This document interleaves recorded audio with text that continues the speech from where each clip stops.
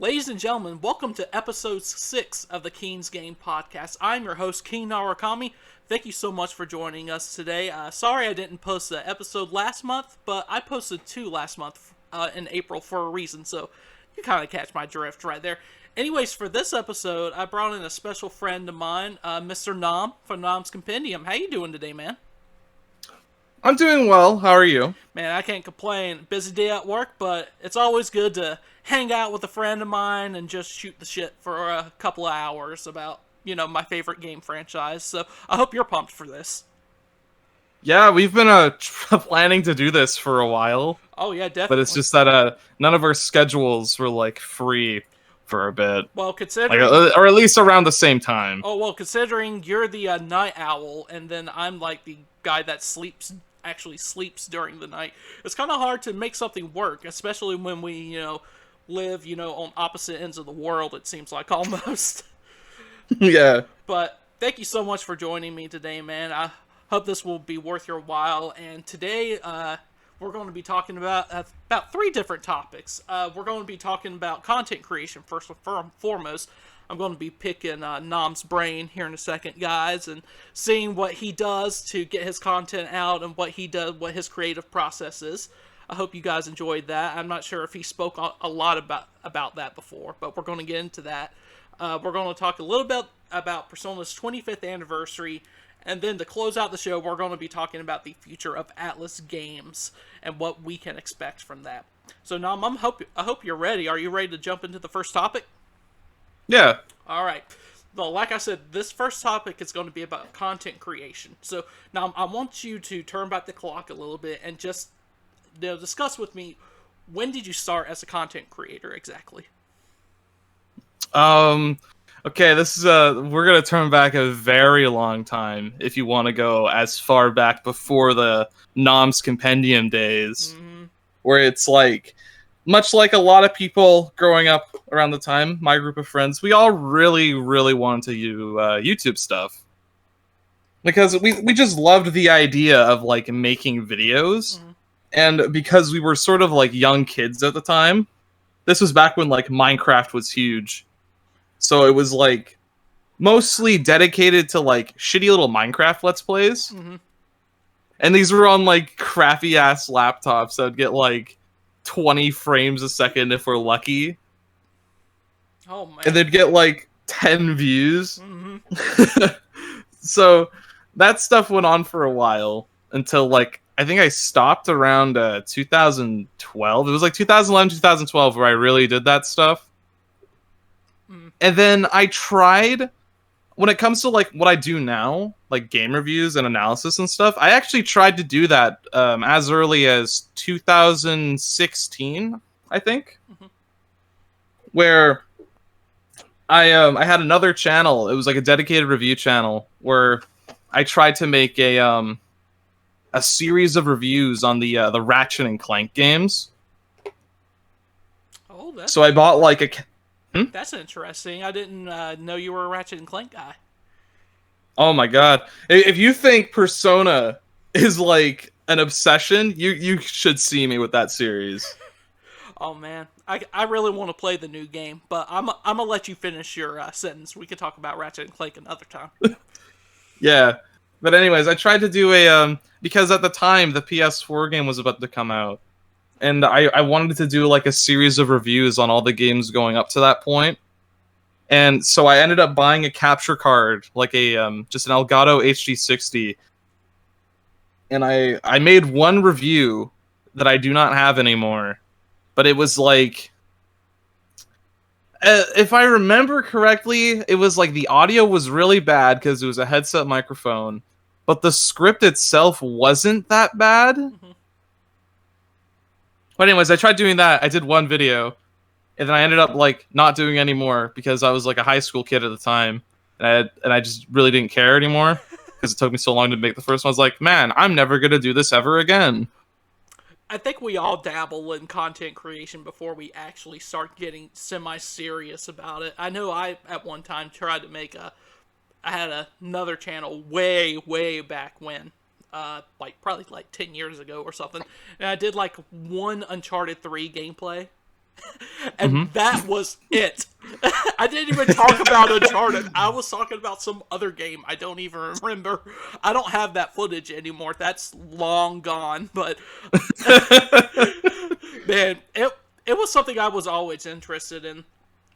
There's definitely a few people that inspired me to become a content creator, but now I want to know who inspired you. Did anyone inspire you? Did you kind of just go, okay, this is what I want to do for now, and you didn't really watch a lot of content creators back then? Before we pretty much knew what content creators were, they were just called YouTubers. So did anyone inspire you back then? In terms of like the three eras of Nom, where it's like Minecraft Let's Play, one review from 2016, and like what I do now, it was like for the Minecraft stuff, it was like all the popular guys at the time, like Yogscast especially, because as a kid I wanted to be like the guys I watched. But then around 2016, I was inspired by a YouTuber called Some Call Me Johnny. Who is like who's a very good video game reviewer. I still watch him to this day. Like he's such a good person. Makes very honest reviews that are very casual.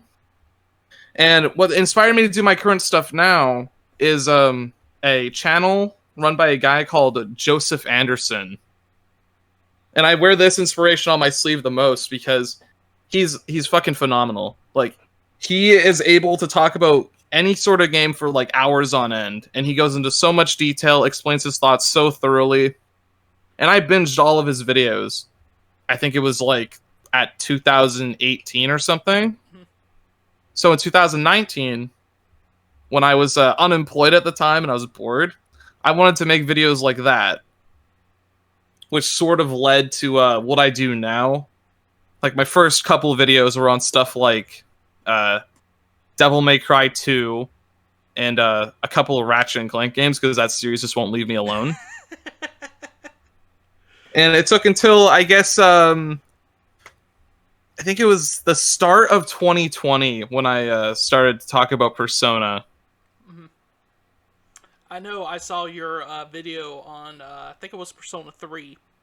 And that really was, I'm like, this guy has it right here. He's well-structured. He gives his full thoughts, man. He can describe anything to me. Like, I'm terrible with words, and this man is like, he's everything that I'm not. He is so good at describing things and using words, and it's just so, like, this guy has it. I want him to be a part of, you know, my video, my first video that I have. So, man, I gotta give it up to you. All those inspirations. I really like Some Call Me Johnny. I think he has that Johnny Versus series. Is that right? Yeah, that's his main thing. Yeah, I really like. I've seen quite a few of this. I think he did some Battle for Bikini Bottom ones too.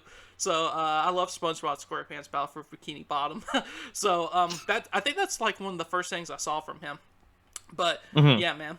That's a great YouTuber, and you need to send me the link for the other one. I've actually never heard of the, what was his name? Joseph Anderson, did you say? Yeah, Joseph Anderson. I'm gonna have to look him up. Send me a link for that later. But yeah, if you think the Persona 4 and 5 videos are long, you're in for a treat. Speaking of, as you guys know, Nam just released a new video going over Persona 5. He just released it, like, what was it, 4 or 5 days ago? Yeah, it was like 4 days ago. And it's getting rave reviews so far. It's doing very well, so congratulations to you, sir. I appreciate everyone who has watched it, because that video has brought me so much stress, so much, so many sleepless nights.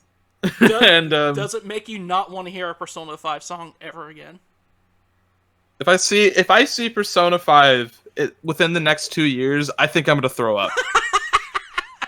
Like, I have been staring at footage of that game for like 2 months. But I'm done with. But isn't it such a good feeling though once it's actually done and you post it out to the wild? Isn't it such a good feeling? I was so tired when I was done that video, and when it finally came out, I was actually kind of like nervous, to be honest.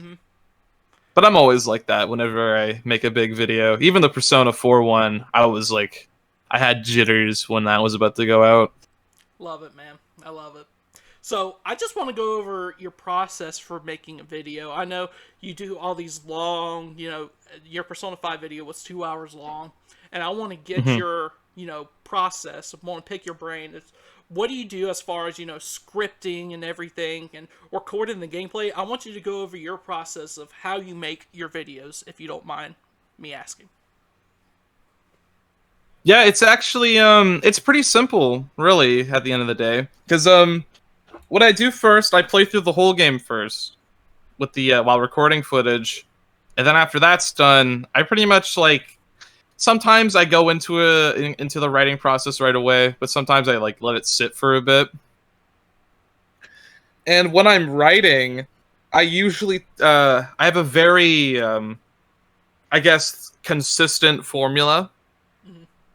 where it's like I talk about the sort of I give a general introduction of what the game is. I talk about all the gameplay stuff first, and then after that I cover the story stuff because usually with Persona especially, the story stuff is usually like the bulk of the video because I end up having a lot to say about that kind of stuff.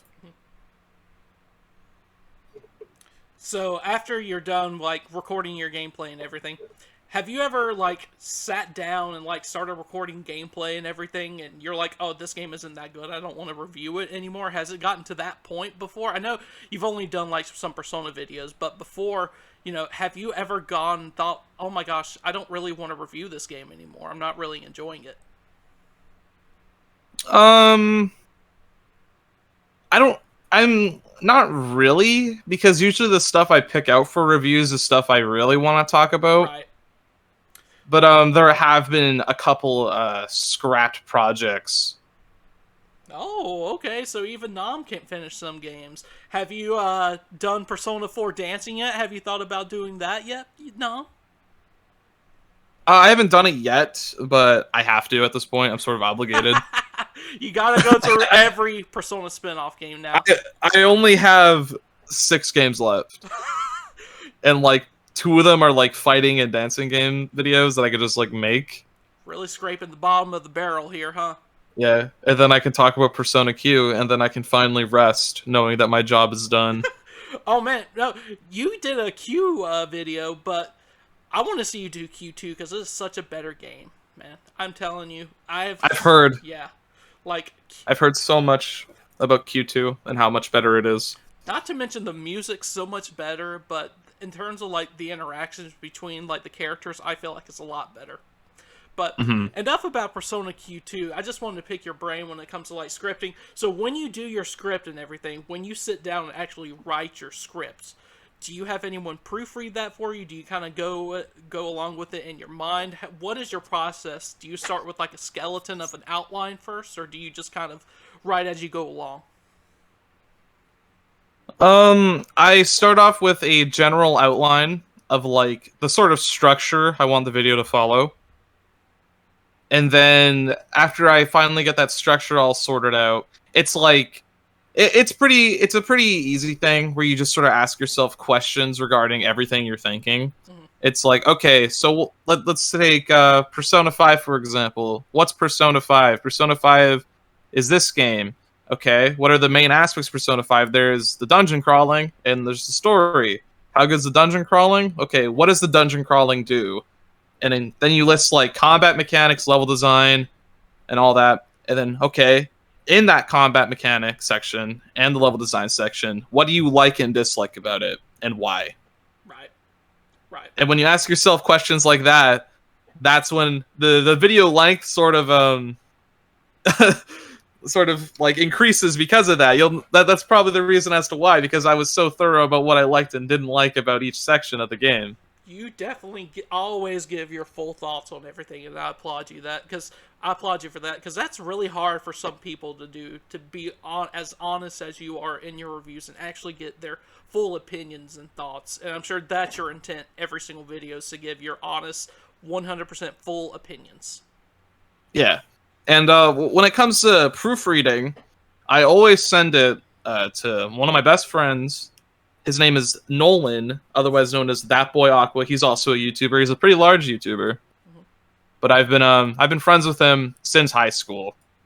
Like we met in a video editing class, and he's like one of my best friends. I always send it to him because it's always good to get a second opinion on what you write, because you're inherently biased with your own work, because it's like, oh, it can't be bad because I wrote it. And then sometimes you realize, oh my god, this is actually shit. Sometimes they'll point out something that you should have brought up, or like something that should be called into question, like, is this point explained well, or do I understand it because it's my own opinion? Oh yeah. There's honestly so much in like having someone else be your second set of eyes when it comes to looking at your stuff. I know if it wasn't for people like you and people like Hiro and David when I was making my Nocturne review, I wouldn't have gotten my full thoughts and opinions out. So it's always good having other people, at least help you along, because I feel like you said, we do get a little biased towards our work sometimes, and it's like, this can't be wrong. This is perfect. It's done by me, and I share the exact same opinion on you, sir. So you took the thoughts right out of my head, man. So that's my special talent. What was it, like reading people's minds? It's saying stuff that people agree with, apparently. So if you can read people's minds, what am I thinking of right now, Nam? Probably thinking about Kawakami. God damn it, he's right. Let's not go any further about my thoughts about Kawakami right now. So my thing is that I want to ask you, when does this whole process start clicking to you? When did you realize this is what you wanted to do as in content creation? And when did you realize that your videos were starting to get popular? When I realized this is something I wanted to make, it was probably around the time I made the DMC2 video, because it was a lot of fun to make that, even if it's not like good. But it was something I always sort of wanted to make, because I really do like Joseph Anderson, and I feel like that's the best way to talk about games. So it's something that I've always wanted to make, but this sort of first time it really clicked with how I want to do it is with the Persona 3 video. And when I made that Persona 3 video, I had like less than 100 subscribers. And I really wanted to talk about that game. I actually wanted to like make a video on it like years before I made that video that you guys know now. And it would have been awful. So thankfully I got some practice in before I made that video. Man, and it turned out so well, man. I'm telling you, it's such a good video. Thank you. Yeah, thanks. I sort of realized that it was becoming popular around the time Royal came out, because I was playing through that game and getting footage for a quick review on that, because some people might not know that the Persona 5 video is actually the second time I'm looking at the game, because I did play Royal and I did make a small review on it at the time. And it was around the time I was getting footage where I had this thing set up where I would get a little notification, like a chime. Like, you know when you increase your social stat in Persona 4, it makes that little chime? Oh yeah, definitely. Yeah, I had that set up, so it would play that sound whenever I got a subscriber. And I remember clearly being in Madarame's palace, and that sound just going off, like, multiple times. And I thought something was broken at first. Oh, man.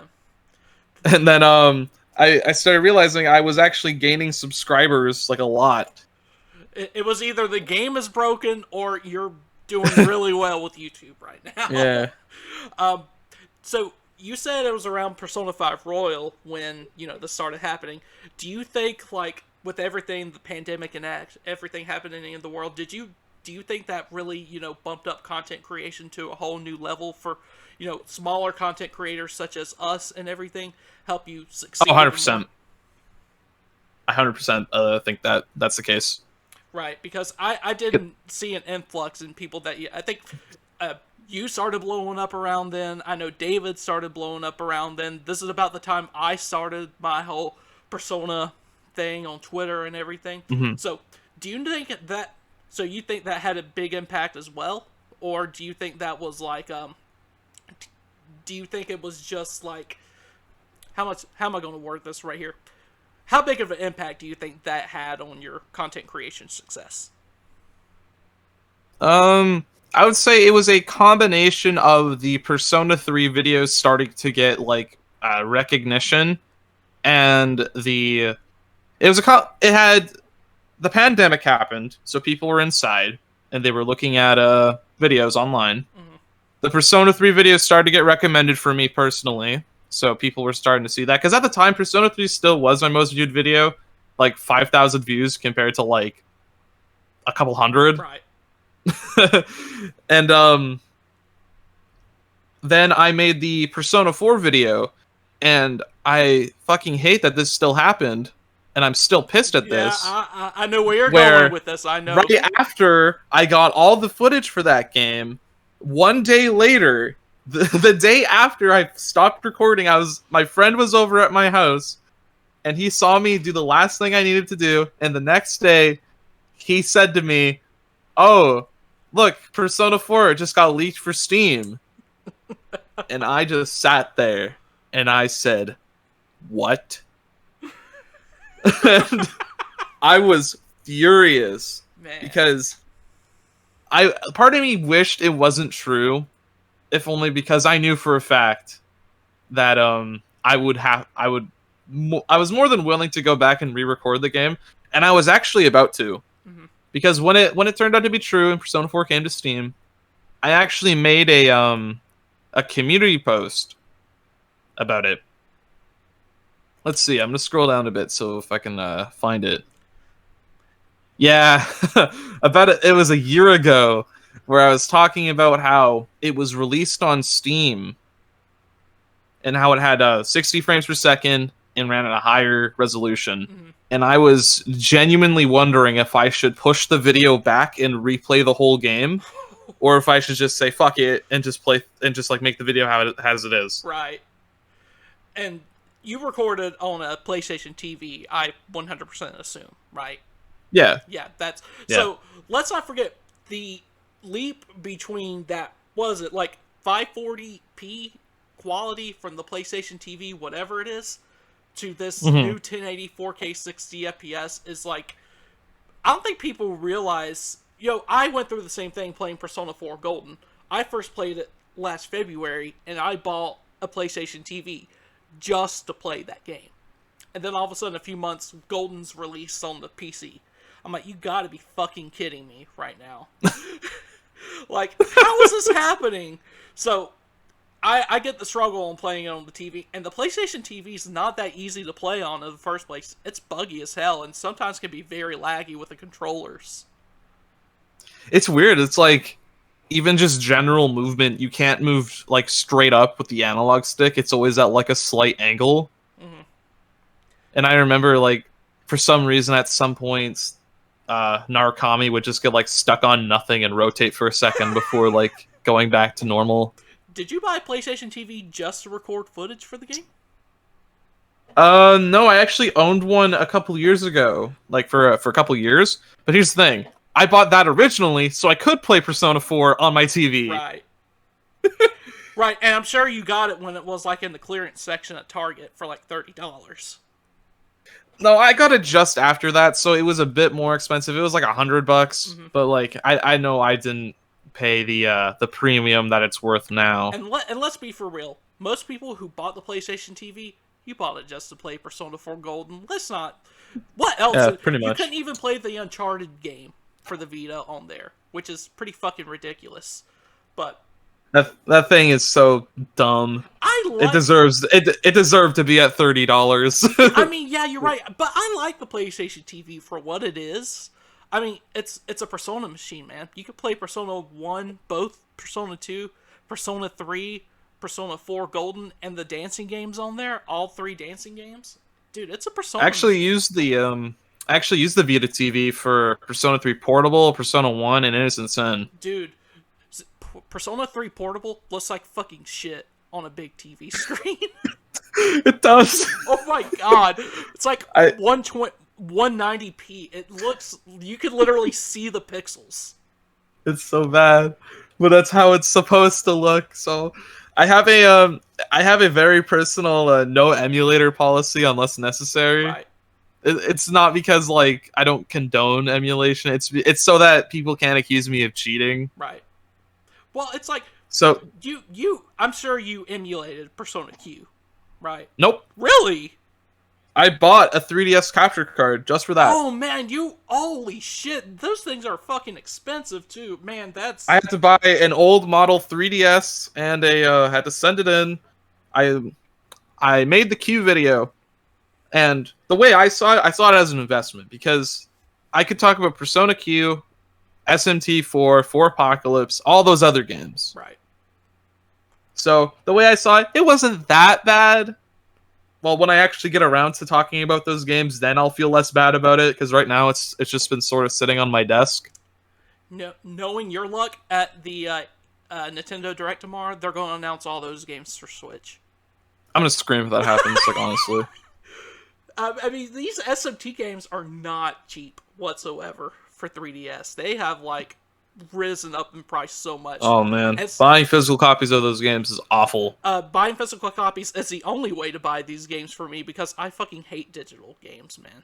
I hate digital games. I'm sure you're a collector like me, or most content creators are. So I just can't fucking stand digital copies of games. But man, that's impressive that you went out to buy a capture card just to record that. Well, not just to record that footage, but it's impressive that you didn't emulate that because most people would have done that. Played the game as intended, no save states. This is how you actually play the fucking game. This is what it's like. And it was supposed to be good, but it just ends up being eh. I know, right? But that's ended up just being a very I like the combat system, and that's pretty much where it is. I liked that, and that's about it. I thought the rest was either just okay or disappointing. I knew we'd get off on tangents on somehow during this podcast. Let's get back to the main topic at hand. So right now, I know you just released your P5 video. I think it's your longest video that you've released. Almost like 2.5 hours. It's the longest. It's the longest by 1 minute. Oh. It's before that, the Persona 4 video held the title, but now that Persona 5 that one's out, it's 1 minute longer. So how long do you think how long did it take you to make these videos? How long do you usually spend on a review of a video? Because I know scripting and getting gameplay, that counts as time too. That's a lot of time. So it's like you have to be there, you have to sit there, play the game, and write down whatever you have. I know that was kind of hard for me to do during my review. How long does it take you to get everything together, you feel like? Because all that's, then you have to edit. And editing those long videos take a long time, I assume. Oh, man. So, it really depends, because I've actually been getting a lot faster at making these long videos. Because the Persona 3 one, which is like, what, an hour? Right. An hour, 10 minutes. Yeah. Fun fact, my answer video was originally a part of that Persona 3 video, and I cut them into 2 videos because I thought it would be too long. And then look at what you just released. Look where I was literally listening to your Persona 5 video on my commute to work this morning. And you're still not done. Nope. Yeah, but that Persona 3 video, it took me actually about 5 months to make. And then the Persona 4 video, which is twice the length, took only 2. Right. And then the Persona 5 video, which is around the same length, if only just a tad slightly longer, took me about a month and 2 weeks. Man, you got it down pat now. Yeah. You're putting out motion picture length videos right now on YouTube in a month. Yeah, but I don't recommend anyone actually do that in that amount of time, because I'm going to be 100% honest, by the end of that project, I think I overworked myself because my wrist was in so much pain. My voice broke, I couldn't speak properly without it cracking. Oh, man. Yeah. And I was so tired, I was getting sick. But when I finally finished that video, I just spent 3 days to myself, doing nothing. So what happens if I put on Beneath the Mask right now? Are you going to go crazy, like have some PTSD reaction? No, I'll listen to it. You're going to be like, oh man, I've heard this 10 million times already. Yeah, it's just that if someone says, if I get any more questions asking, what do you think about Persona 5, I'm gonna lose my mind. Just send them the link to the fucking video. Yeah. Watch this. So you've made videos like your Persona 5 video where you go really in depth, and you've also made shorter videos like your Nocturne video and everything. What's the mindset going into these like two different videos? How do you go into a game and approach this as, okay, this is going to be a really long analysis of the game compared to, okay, you got a review code for Nocturne. Oh, let's just make this a little shorter. Make it, just make it short and sweet. Like, what's your thought process going into that? I feel like using the Nocturne example might not be the best because I actually already talked about Nocturne in its entirety before. Right. And that was about 35 minutes long. Mm-hmm. It really just depends on how much I know I have to say about a game. Like, the Persona games, I know there's a lot for me to talk about. There's like a lot of things that are important to the overall experience that I do want to talk about. And also because Persona is like my favorite game series, I know I have a lot to talk about. Right. Something like Nocturne, because I got a review code for a game I've already talked about, I mainly just wanted to focus on how that was as a remaster. It's shit. And let's just say that I might not get an SMT5 review code if they end up doing that. I mean, it's a good game still. At its core, it's still a very good game. And I really like that game. And I try to look at it like from a newcomer's perspective, with new eyes, not 2021, this is an old PS2 game. I know that. Let's review it as that. But let's be for real. That game ran like shit. Yeah. I mean, like I'm not gonna sit here and say that it's a good product because I got it for free. I can't live with that. Right. And I respect that. Yeah. That's more than a lot of people would do. Like I said, you're an honest guy and you want to give your honest opinions on stuff. So, I mean, even if ATLUS provided you with the review code, it's like, I appreciate that they did. Yeah. I'm glad that they looked at my channel, saw my Persona Q video front and center, and thought, we should give this guy a review code. Right. It's like that. It's like, it was the hugest thing that happened to me. I know that. It's like that recognition for them. Have you gotten review codes before then at all? No, this was my first one. Right. So when you got that review code, were you really excited, or were you like, I know this game's not going to be great. Let's just pump out a video. Best goddamn day of my life. Yep. I was so happy. I thought they were going to decline me because both you and Adam got yours before me. So I was like, oh god, they saw my channel. They don't like me. Oh man, who wouldn't like you? You make great content. Honestly, with all the YouTubers out there, I feel like you're one of the more honest people out there. So I'm glad you got a review copy, and I'm glad ATLUS recognized us. I know, man, I was shaking when I got my code. So I was like calling up my girlfriend, almost like screaming at the top of my lungs and everything. And I even called my parents. I'm 27 years old, and I still call my parents because I got a fucking video game. Got a game, Mom. But I did the same. I let my parents know that because I've been trying to up my game when it comes to stuff. I try to act professional, but sometimes I gotta be a kid. Oh yeah, definitely. I mean, it's like when my favorite voice actor from one of the Persona games like signed something for me and everything. Dude, I'm like a fucking like 12-year-old on the inside. It's like, dude, I got a autograph for Eric Stewart, the voice of Seto Kaiba, the other day. Oh yeah? Bought one online, and man, when it gets here, I know I'm about to like cry when I get it, because Kaiba was like my favorite character of all time. Still to this day, as a kid, and today as a 27-year-old. So, I mean, yeah, we could keep professional all we want, but let's be for real. At the end of the day, we're just fanboys. At our hearts, we are just truly just fanboys. So, my question for you, now that you've done all these kinds of videos and everything, do you have any long-term plans when it comes to your content creation? Is there something that you're wanting to branch out and do, whether it's a different series of games or, a different type of video? What are your plans going forward? Um, I kind of want to stick to the same general idea behind the videos, where it's just discussions about video games. But like, when it comes to what I cover, I actually do plan on branching out. In fact, the current video I'm working on, is something that was decided by viewers Mm-hmm. because I'm near the end of my Persona business, and I like RPGs. I like talking about RPGs. I know I want to talk about more Mega 10 games, but I'm a little bit burnt out on those at the moment. So I wanted to do something totally different. Mm-hmm. And through viewer votes, I am going to be talking about the game Yakuza 0 next. And that's going to be a new experience for me. And I'm very excited to jump right into that because I've heard great things about it from my friends and viewers.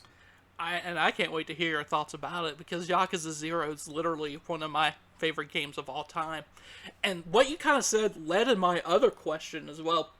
Like, how often do you try to reach out to your subscribers and see what kind of content they want? Obviously, you posted that poll the other day, but do you see like an overlap between like Yakuza and other JRPG series, Final Fantasy, Danganronpa, into the Persona fan base? And do you want to kind of shape your content around that, or did you want to do more like Ratchet and Clank stuff in the future? I do try to give people. It's a balance between of giving someone what they want versus doing what I want, like what I want. It's like obviously everything I talk about is something I'm interested in. Like I don't just like, oh, I'm gonna talk about Persona fucking 3 Portable because I have to. It's because it had stuff I wanted to talk about. So it's like it's a bit of a mutual benefit. I get to explain the stuff I like and give people what they want, because I can't. Something that you will eventually learn when making YouTube videos. Sorry, is that what you ultimately want to do is affected by what people want to see. Right, right. I can totally see that. But it's cool that a content creator such as you, who gets like still like 40, 50,000 views, you're close to 40,000 views on your new one, you're still reaching out to your fan base to see what they want, because I know other content creators that'll do whatever the fuck they want and not listen to their fans whatsoever. Yeah. um, I know that I try to make stuff keeping in mind what my audience likes to see. Like I made a video on the game The World Ends With You because I wanted to talk about it and I thought that my viewers would want to see that, and I was somewhat right on that judgment. Right. Well, that's a very It's yeah. And look at the yeah, new Neo World Ends With You game. People were comparing it to there were the Persona things all over the memes and everything yeah. about that. So definitely sticking to your fan base, sticking to what kind of what brought you to the dance and everything. I think thank you Mhm. for letting me into like a little of that insight right there on your long-term plans and everything. Now, what I want to ask you right quick is about your content in general and what you think about it. What Mhm. is your favorite video or project that you've ever worked on so far? Um, Probably the Persona 4 and 5 videos, to be honest, Mm-hmm. because I felt like I had a more nuanced approach Right. and like more interesting things to say other than just going, "Oh, Teddy's annoying, therefore he's bad," or "Oh, um Goro Akechi says pancake, therefore bad writing." If if So it's like, if I have to hear people call him Pancake Boy one more time, by the way, my head's gonna fucking explode. I know, right? I like those two videos a lot because like not just because they're the most recent and fresh in my head, but that's because I feel like I actually did have some genuine discussion there that a lot of people don't really talk about. I know for the Persona 4 one, it got a bit personal near the end, and I appreciate that everyone was very open to hear about that. Oh yeah, definitely. And I know how much you liked Yosuke and everything as well. Yeah. Um, and I wanted to get your opinion. I know you don't like collaborate a lot with other YouTubers. Is that something you're willing to do in the future? What are your thoughts on collaborating with others? Obviously, we're collaborating right now, but what's your thought of like doing it for your own projects and everything?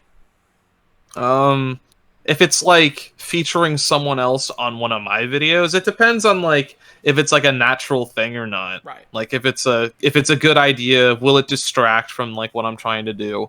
It's because like I've been invited to do other things in the past, and if I have the time and I'm interested in the idea, I'm willing to do it.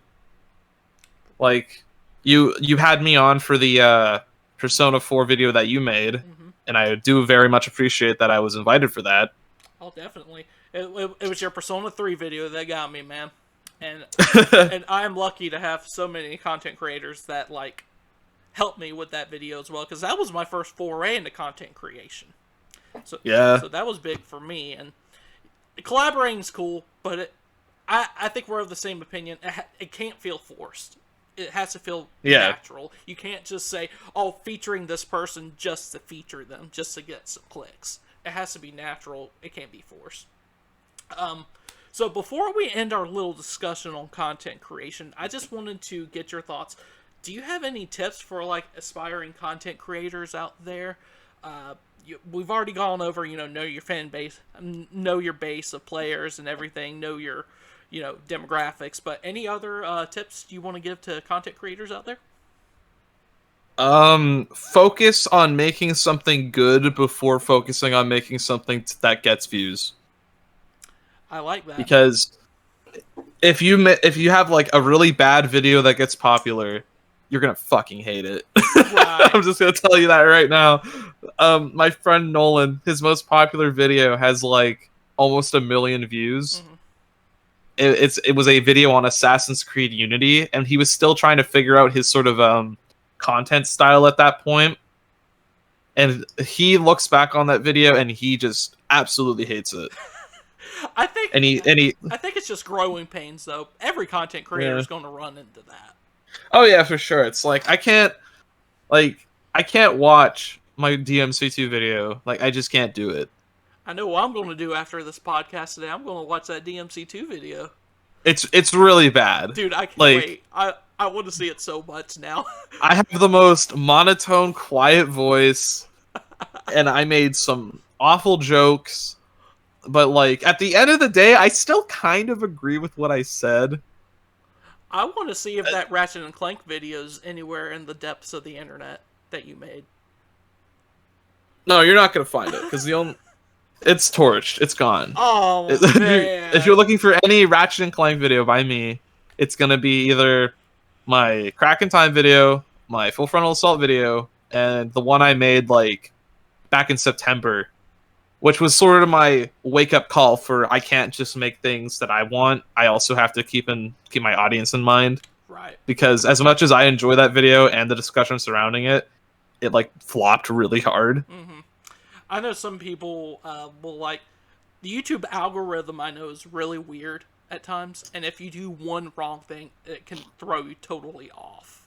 That's at least. Oh yeah, totally. Yeah, that's at least what I've heard. At least I haven't experienced that myself. I know some of my videos have started to get a little traction lately, but YouTube algorithm something else. I can tell you that. But speaking of Ratchet and Clank, by the way, Rift Apart. You have a PS5, right? Yeah. What? I'm guessing you got the new game. Yeah, I've played the shit out of it. I know you might not make a review video on it, so I'm going to get your honest opinion on it right now. What do you think? $70 well spent? $70 well spent. Only this is the thing. Only if you're the type of person who likes to replay games. Is that right? So it's not that long. It's like it's a decent little romp, about like 12-15 hours, but because I'm the type of person who plays these games like over and over and over again, I got my money's worth already. Oh, like I think it's a great, well-made game, but if you're hesitant on the length, you should probably wait for it to go on sale. See, that's 12 hours, a 12-hour game is not bad to me. As long as it's a really good 12 hours, I'm fine with it. I don't have a ton of time to play games myself anymore. Work and everything, real life and everything. So if a game is 12 hours and I really fucking enjoy it, like, The Uncharted series. Love Uncharted. Love Uncharted. The games aren't that long, except for Uncharted 4. Let's not talk about that. But to me, it's worth my money to get that big experience because it's so solid. The writing's good. The characters are good. And a game doesn't have to be, Persona 5 Royal 140 hours length for it to be good. Yeah. It's like, everyone wants an open world in these games, but I'm okay with a linear game as long as, the content is good. Yeah, it's like, in a Rift Apart's case, it's a great game. Like, I think it's a lot of fun, has some great weapons. You'll get the most out of the story if you knew about, like, the PS3 games, if you played those, because it's sort of like a return back to that kind of game from, like, 2007 to 2009. And as someone who's played those games a lot, I definitely appreciated all the callbacks and, like, how it was pretty bold to follow up on, like, plot threads from that time. Is this game worth getting a PS5 over? Oh no! don't buy a like $600 Canadian console just for one game, unless you're me. Haven't we both bought a PlayStation 5 and we don't have any like regular just PS5 games to play on it? I know we have one game. We have Demon's Souls. Oh, that's two games. We have Demon's Souls and Ratchet and Clank. Yep. Those are the only two PS5 exclusives. Everything else you can play on the PS4. I know I'm playing Final Fantasy VII Remake Intergrade right now. But I'm like, this is still a PS4 game. It's not a native PS5, and you can really tell. Because you have games like... I haven't played Demon's Souls. It looks absolutely spectacular. But I think it was the wrong time to release a console this past year with the pandemic and everything happening. It seems like not a lot of developers had games ready. I don't know how you feel about that, but...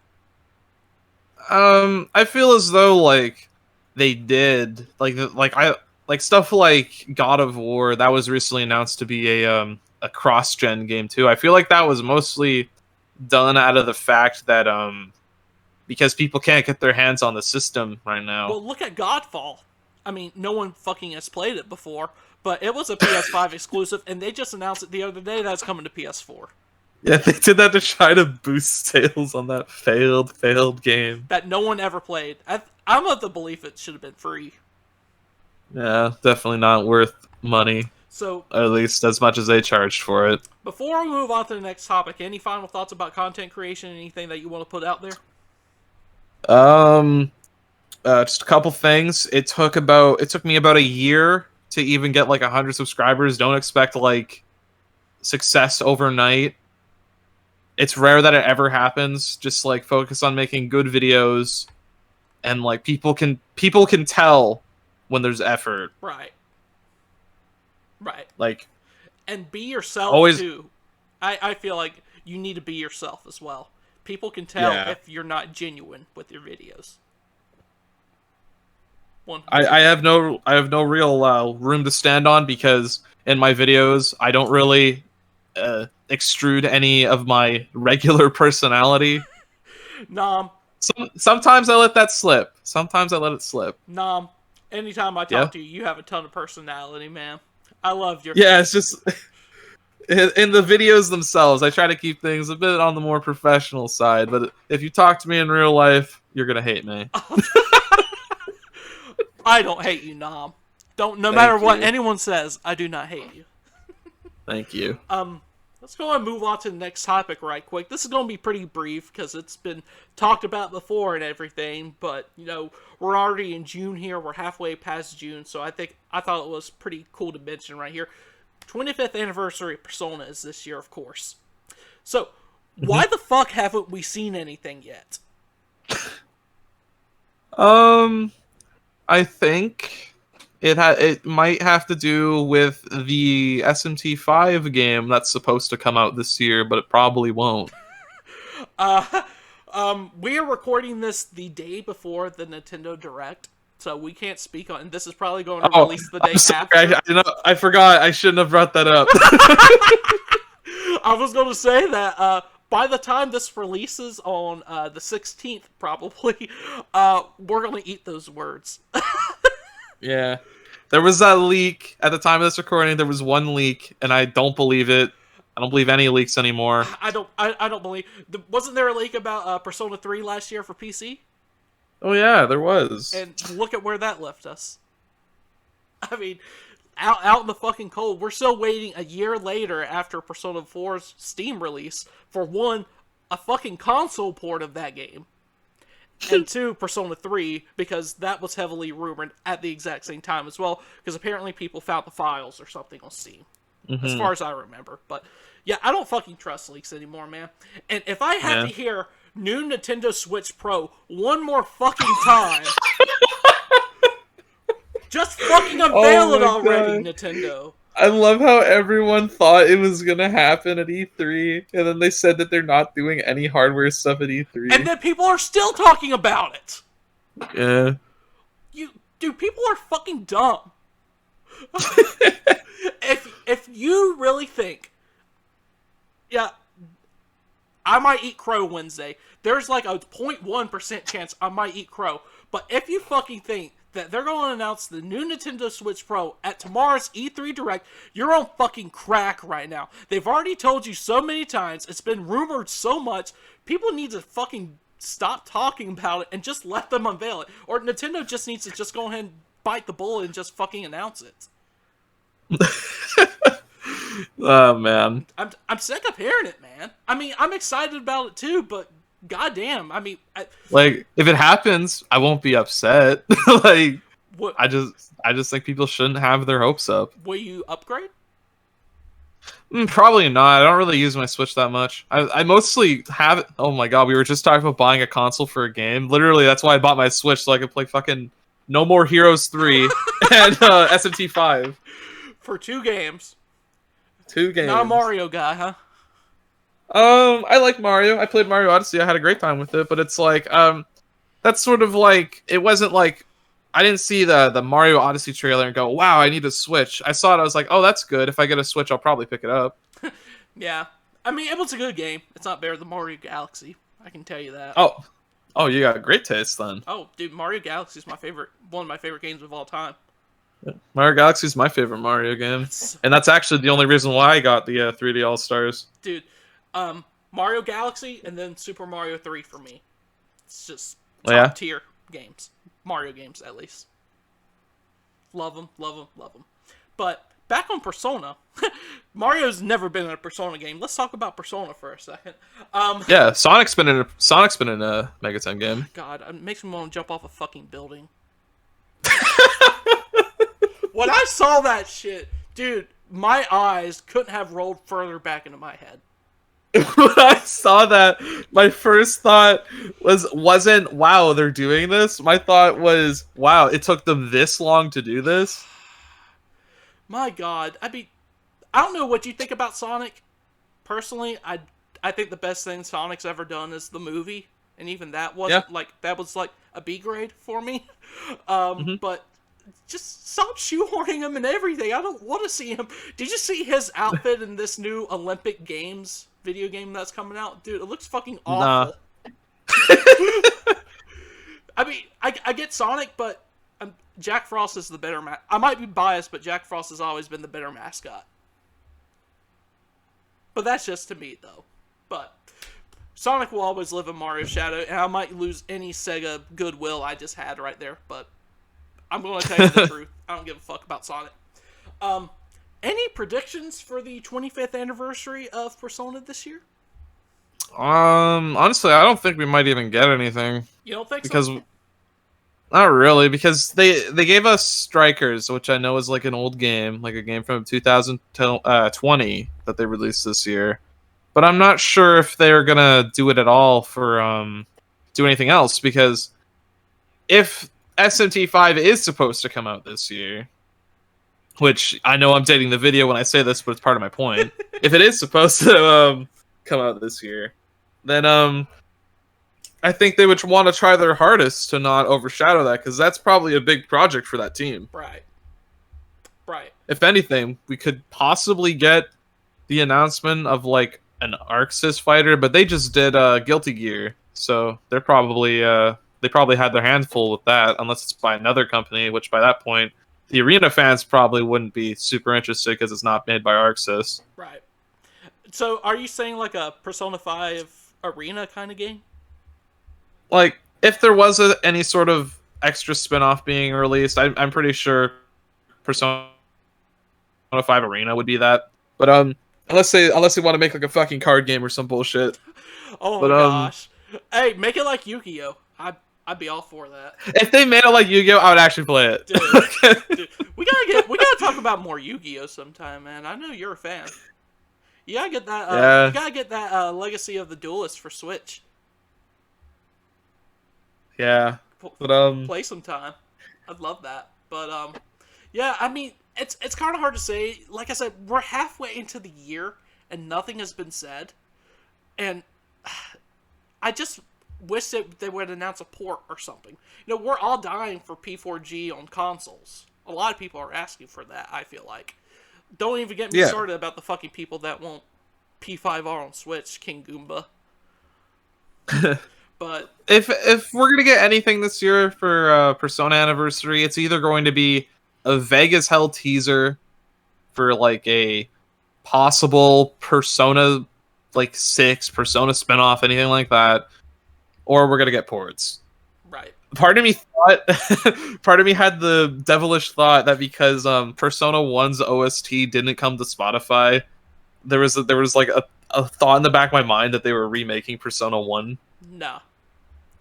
Which is never gonna happen. No. I would love to see that because that game is not good. I'd love to see a good version of that game. Oh, I would too. Oh, by the way, before we go any further, Persona 1 soundtrack, original or PSP version? I'm original. I'm the original all the way. See, I'm a simp for School Days.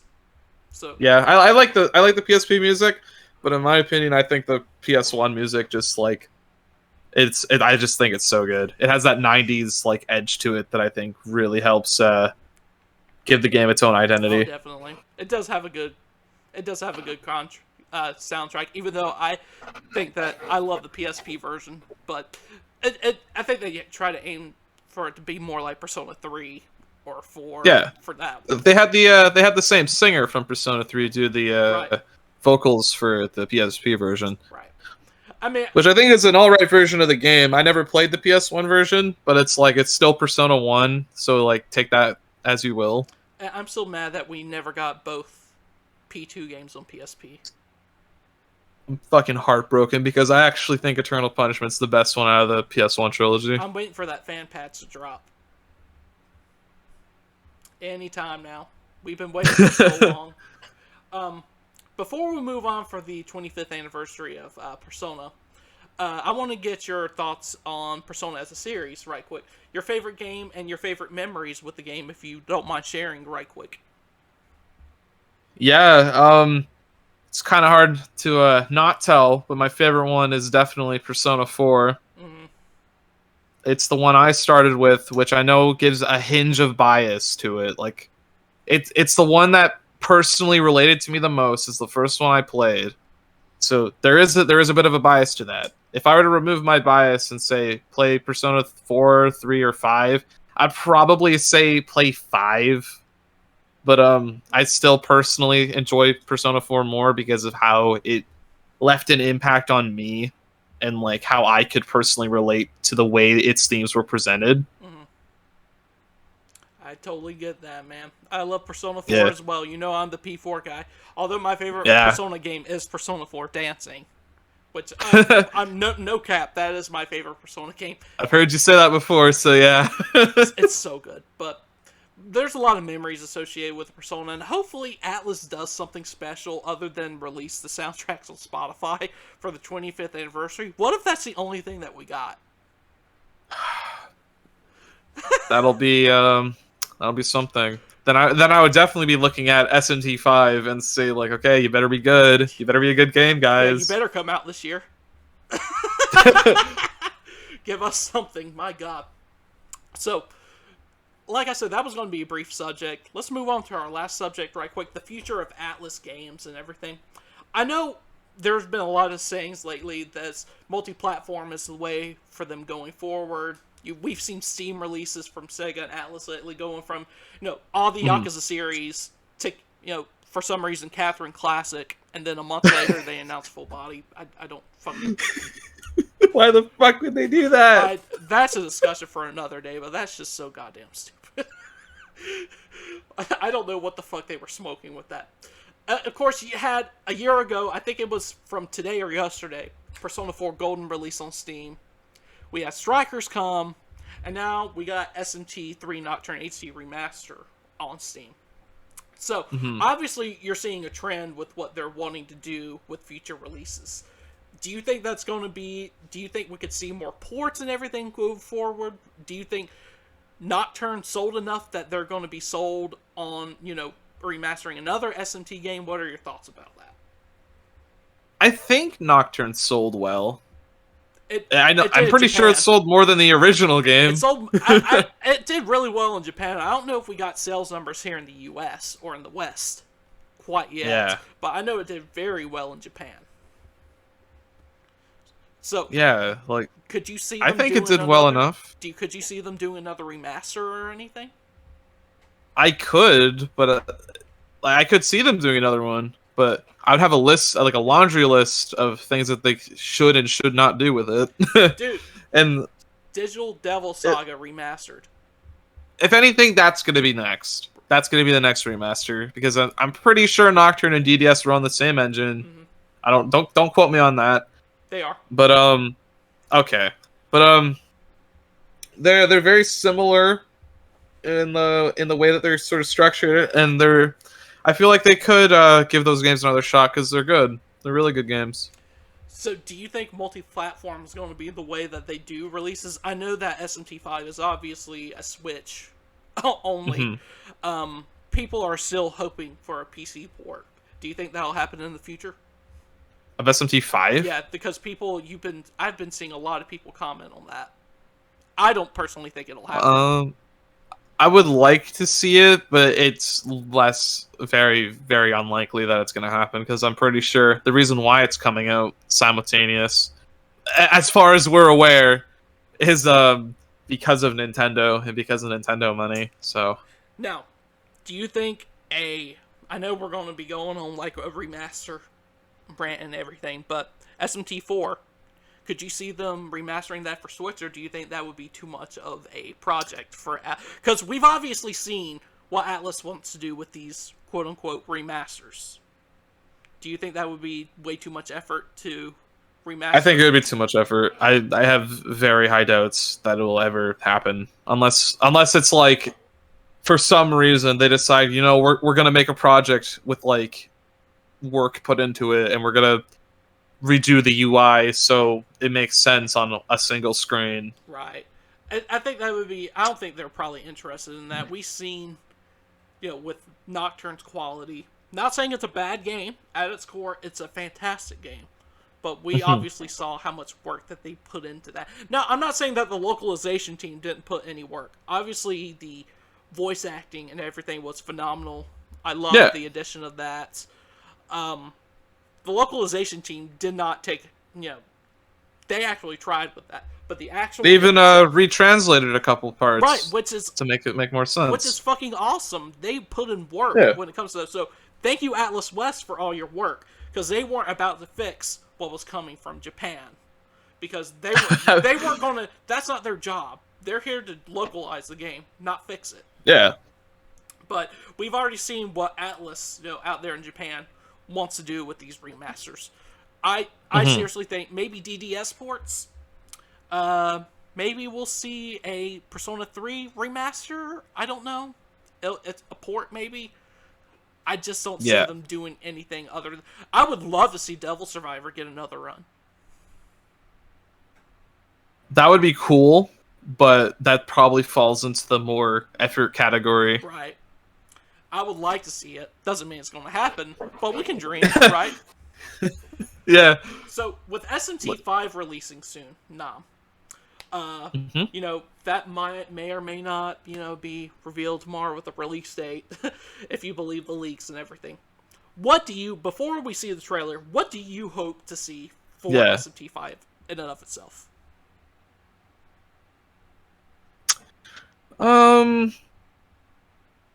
From the very little we saw, it looks very Nocturne inspired. Right.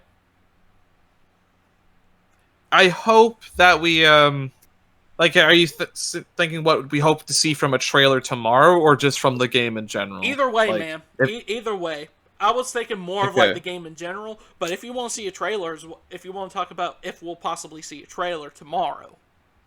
yeah. If we were to see a trailer tomorrow, I would expect that we would actually see the actual gameplay. Right. The sort of what it looks like when you go through the overworld, the combat system, possibly some new demons. Show us what those would look like. Show us some returning classics that weren't in Persona 5. Mm-hmm. And And yeah, your thoughts on the overall game? I hope that they do stick with Law Chaos Neutral Mm-hmm. and not try to do another sort of weird deviation, like, because in Nocturne the alignments were fine. Like, the only problem is you can possibly miss out on a certain reason very early on in the game if you don't know that's like the only chance you get. Right. Definitely. I know. It's sometimes it's hard to actually know which choices actually matter in the game as well. Yeah. So, and Though, I think we could both agree though. Let's not have DLC like SMT4, like they tried with yeah. SMT4. I hated that shit. Let's also not have the fucking whack ass digital pre-order 3 days early. Oh, you already know they're going to do that. Yeah, it's fucking stupid. Do you hope to see the return of the press turn system, or do you hope that they do something different? I just sort of assume it's gonna be press turn because SMT4 did like smirking. It's probably gonna have its own unique sort of gimmick. Right. Like I am not a designer, so I won't be able to sort of come up with anything good on the fly. So you think So you're hoping that it's like Nocturne and they just add a few extra things to it, just keep the core yeah, gameplay. like What made it like what SMT4 did, right? where it's like they take the press turn system, Right. then they add smirking, and you smirk, you get special moves instead Right. of just like having like disgustingly overpowered like evasion. Right. Oh man, Yeah. the evasion rate on Nocturne is fucking insane, man. I don't know about you, but once you get your agility max, you can pretty much evade anything in that fucking game. So do you? Yeah, once you get max agility, and you debuff their agility, you're not getting hit. Oh, definitely not. No. Do you think ATLUS is going to try to make SMT5 appeal to like a newer audience that likes Persona 5, or do you see them treating like their SMT fan base a little differently than like keeping it like getting more casual people into like the Persona series? Do you see them trying to appeal more to people, or do you see them going towards their like diehard SMT fan base? Because there is a big community of us out there. I feel like they're gonna mostly I feel like it's probably gonna be beginner friendly in terms of its design, but in terms of like the actual way its story is presented, I feel like it's going to be a bit of a return to form, because For Apocalypse is one of the most divisive games in this community. Right. Because of how character focused it was, and how the sort of alignments were like kind of non-existent, and that definitely felt like it was trying to appeal to a different audience, and that left a lot of people. Some people really liked it for being different. A lot of people really didn't like it because it was supposed to be a follow-up to 4, which was a very different game in comparison. Right. And it really wasn't a follow-up to 4 whatsoever. It was kind of like its own thing. It was its own thing with SMT4 characters in it. Right, and that's basically it. So, yeah. Do you think the release of Nocturne HD might help SMT5 at all, or do you see that really make it a factor? Because I see a lot of people playing, like, SMT3 was my first SMT game, the HD remaster. It's got me wanting more, but do you think this game will truly help with the sales of SMT5? I think that's the intention, and I hope that's the case, because, like, oh, I just played SMT3 remastered. What's next? Oh, by the way, SMT5 is coming this year too, or 10 years from now, depending on how things go. I just really hope it's Nocturne sold well. Even though the game has its problems, I really want it to succeed. honestly. Yeah, I could talk shit about it all day, but at the end of the day, I still want it to succeed. yeah. Like I want I want people who did buy the game to have fun with the game, not let the stuff that's wrong with the remaster hold back that enjoyment for the game, because I love that game. It's one of my favorites. Right. Oh yeah, definitely. I know you've said that quite a few times to me. Um, and what's weird about that is your Nocturne video is probably one of your shortest videos, but it's one of your favorites, right? Yeah, it was one of my favorite videos I made last year because I felt as though I gave it the chance, I gave it the spotlight that I think it deserves. Gotcha. And I'm very happy that that video almost has 100,000 views because more people need to play that game. Oh, definitely. Hopefully, HD remaster helps with that. But let's move on. Yeah, but I probably also damaged my own intention because of what I said about the HD remaster. I mean, if we're keeping it 100 here, okay. People like, I think I've said this to you before. People like me, who it's their first SMT game, I feel like they're getting their money's worth. That's just me though. Yeah. But if I'm sure in your shoes, going back to play it again, it's like, okay, this is not running that great and everything. I almost want to go back to the PS2 version. Like, have you ever stopped for a second? Will you ever play, if you want to sit down and play Nocturne again, will you play the HD remaster or will you break out the PS2? Probably the HD remaster for the sake of manual skill inheritance. Gotcha.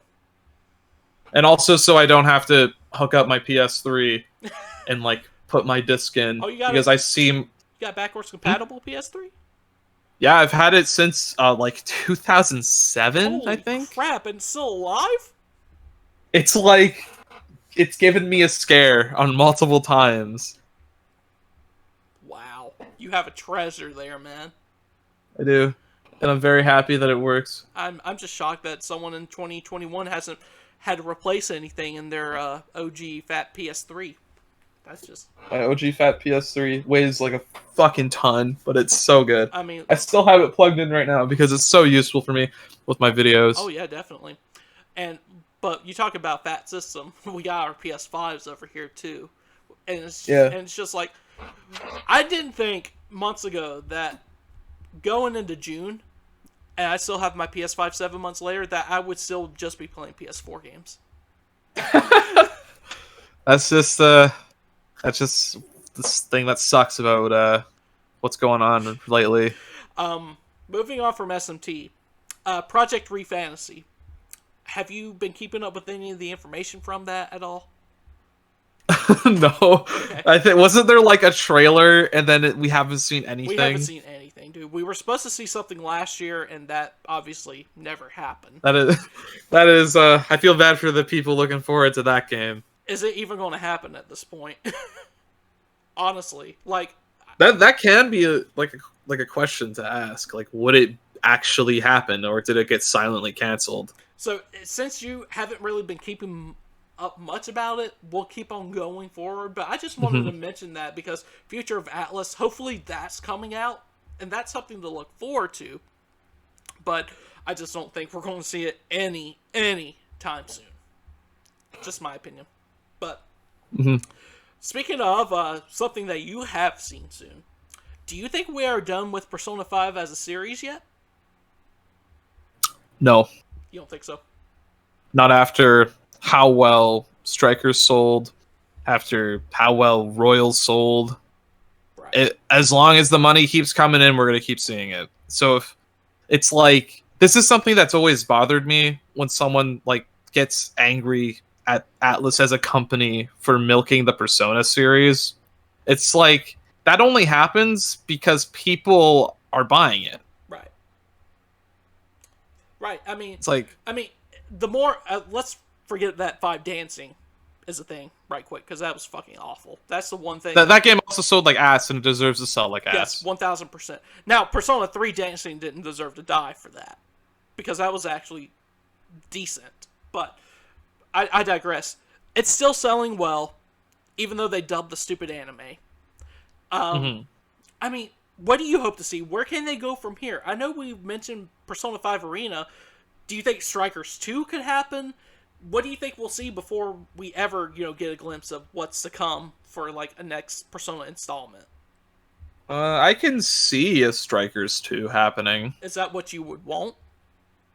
I would only want a Strikers 2 if it also includes other Persona or Mega 10 characters in it, because I don't see just like porting everything from Strikers, because I think that the characters as they are in Strikers right now are probably the best way they could be represented in that style of game. I don't see any major changes happening. Man, I love what they did with the characters in Strikers, man. They didn't miss a beat. It's like you're thrust right back into them. You don't need any reintroductions or anything. That is. I think the way they play is super fun. I like pretty much every character except Sophia and Zenkichi. The only two new ones. Zenkichi's weird to control, man. I just don't like his style. Same thing with Yusuke. I didn't really like his sword style either. I never really Dude, got I loved Yusuke. I used him like the whole game. Dude, I love playing as Haru, man. The weight of the axe as she was. Dude, I agree. Dude, so much fun to play. For me, it was like Yusuke, Ryuji, and Haru were like almost always in my team. Oh yeah, dude, I loved it. There was just so much fun to be had, and Yusuke and Haru got a lot of love as characters in that game as well. I feel like during like the main story, Yusuke had they both had their chances to shine during their own. I can't remember the names of the monarchs or whatever they were called in there, like the palace rulers. Yeah, but they had time to shine in the two biggest palaces in the game. So props to the writing team for actually doing that. My best girl Haru didn't get a lot of time if you didn't do her social link of Persona 5, so I think they did her justice. Yeah, I agree. That Haru is best girl? I don't really... Honestly, Persona 5 is the only one where I don't really think about best girl. It's Haru. Like, I like them. It's Haru. I like...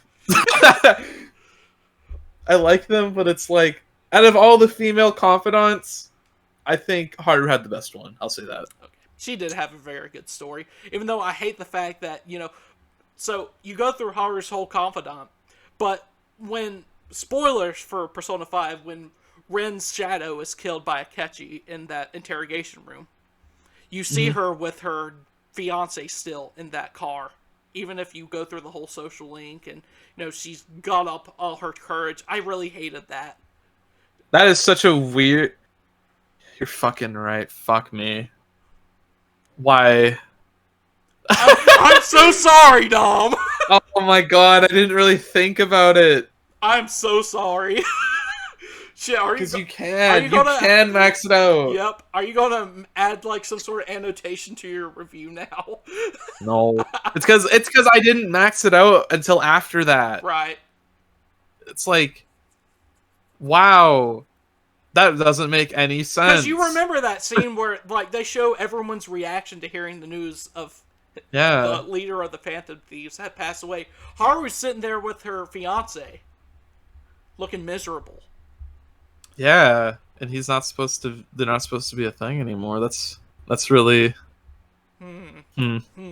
Fuck you. I never thought about that. I'm so sorry, Nam. Well, I just opened your eyes a little bit today.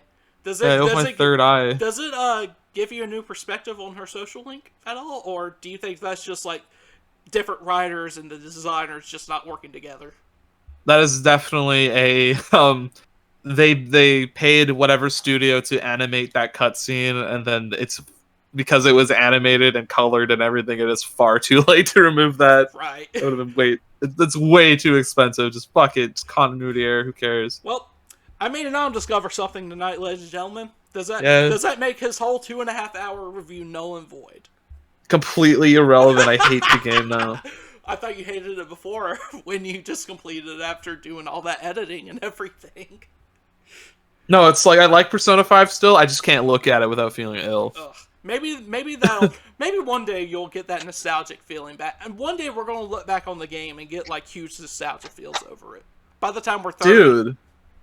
Dude, that's like how I end the video too. Right. I haven't seen the end of your video yet. I like the end of my video. Oh, okay. I can't wait to see it. I'm still like 35 minutes from it. That's one more commute to work. So, last topic. Persona 6. Will it happen anytime soon? What do you hope to see from it? Obviously, we're not going to get it any time soon. If anything, we might get like... You remember those chair teasers that they did back in the day? Yeah, Winter 2014. Right. So, we all know what happened with that. Could you see something like that for the 25th anniversary? Or what do you think's going to happen? I think we could, because...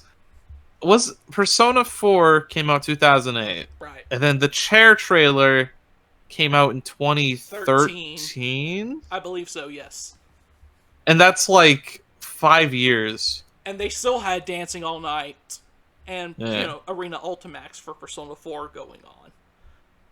Yeah. During that time. And since it's been 5 years since P5 has been announced, that we might actually be on the cusp of something new. Right. At least as much as I hope. Possibly after SMT 4, we could not 4. That game came out 2013. SMT 5. After that game comes out, there's a possible chance we can see a new teaser, and hopefully that game doesn't go through development hell, because that what happened in P5's development was fucking wild. Yeah, I mean, a PS3... I think they had to put it on PS3. Because obviously they switched development from PS3 to mainly work on the PS4 port of the game. But it was in development for so long, I feel like they had to release it on PS3. Don't you think so? Catherine exists as an engine test for Persona 5. Right. By the way, I fucking love Catherine. I wish we would see a Catherine 2 one day. God, I really wish. I think Catherine's great. Catherine's great. It's definitely... Catherine's one of the better Persona studio games. Hey, and it's one of those games that like 11, 12 hours, and it's really good. Yeah. Replayability too. But so we both think it might happen. We might get a teaser sometime soon. But what do you hope to see from the game? Do you hope it kind of like copies the same formula at P5, or do you hope there's an incredibly high chance that we're gonna get like a game that's very similar to P5 in the way it's structured? Because I know that like the current director of the series left after P5, or like that was like his last game. But because Persona 5 is the best-selling game in the series, we might be in for a imitation of success here. Right. But I hope that means that they like take the general idea of the calendar system still, except apply it to a brand new scenario, because at this point, I'm tired of playing a transfer student. Oh yeah. I mean, we wanted like Persona 2 was like the only time that you could play as like adults in these titles. I think it's time for the series. I know we've heard it 10,000 times before, but it's time for the series to grow up a little bit. Yeah, because I understand that like the reason why high school is such a popular setting is because it gives like some sort of wish fulfillment, some sort, because like at the time when you sort of grow up in Japan, you sort of lose your social life once you hit the adult age, because you're pretty much working. Like you're working your job, you're doing whatever that job entails. I live in the U.S. and I feel that right now. Exactly. You don't have that.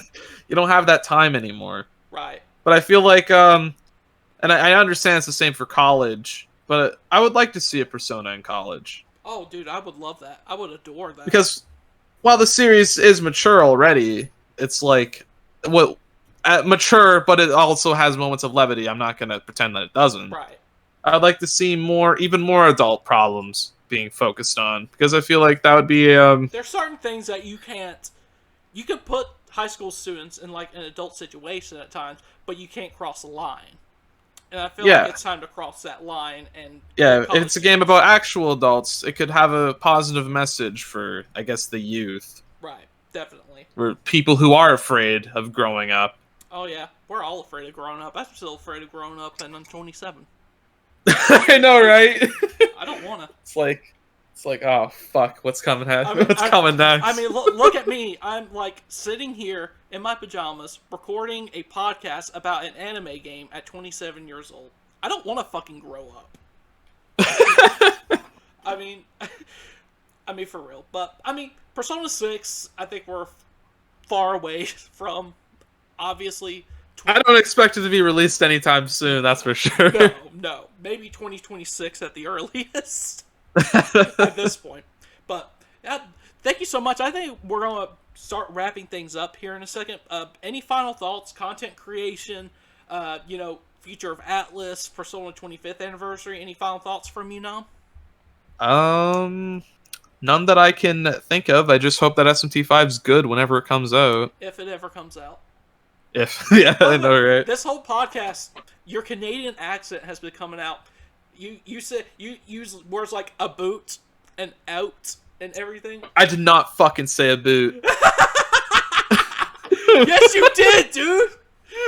I do not believe you, dude. I can definitely tell when I say out. My friend Nolan, he says car like care. Care.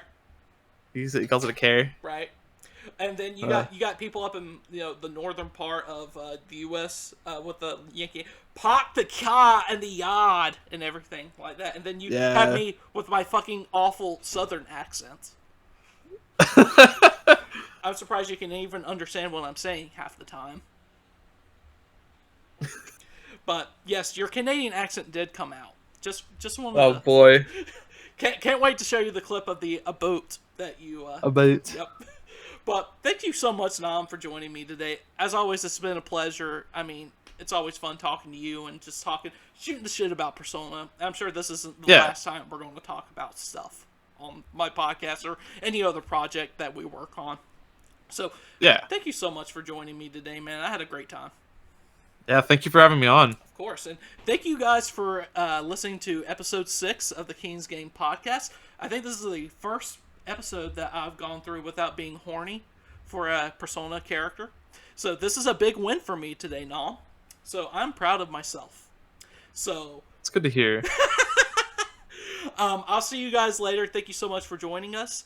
Episode 7. Hopefully I'll get it out sooner rather than later. Got a lot of things going on in life coming up, but I'm glad that we could squeeze some time to get this done. So I'll catch you guys on the next episode. King out.